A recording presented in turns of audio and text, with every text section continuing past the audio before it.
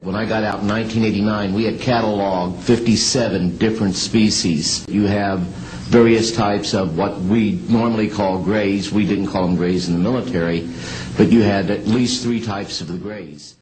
90% of reported abductions involve descriptions of what experts call gray aliens, extraterrestrial creatures with oversized heads and dark almond-shaped protruding eyes.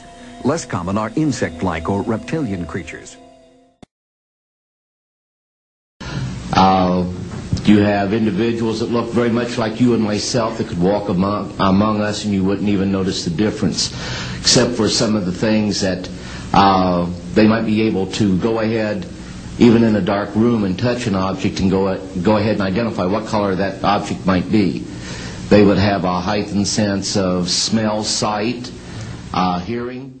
One group was so human looking that just like us. They could sit next to us in a restaurant, they could sit next to you in a theater, and you would never know. And the next thing I remember was suddenly walking down the street with these 2 very, very tall blonde men with strange blue eyes.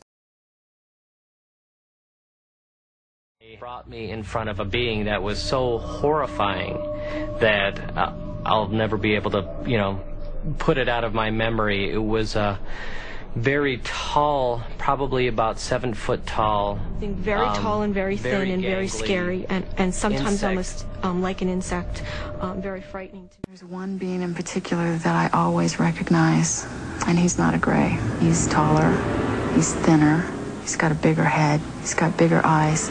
His limbs are very praying mantis-like.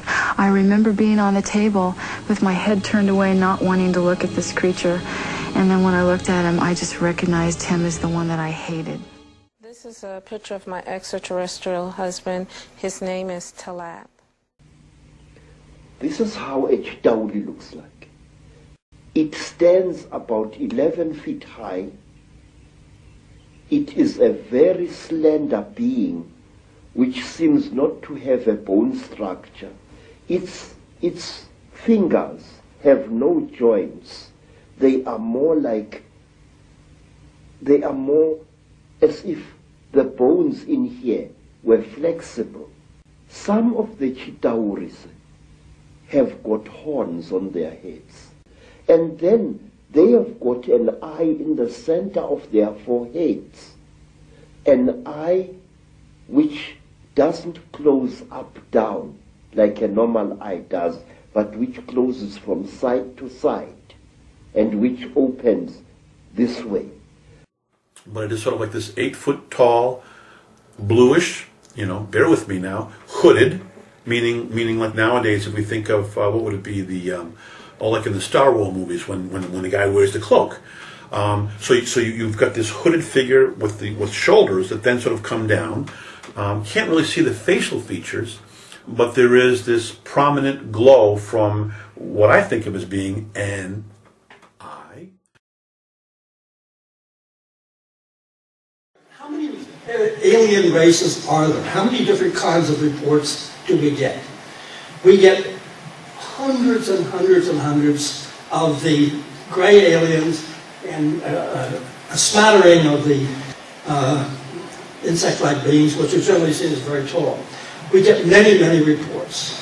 There are people now, especially those who are dealing with something called exopolitics, who insist that there are like 10 races, 12 races, 15 races, they're all coming here, and they all do different things and so forth.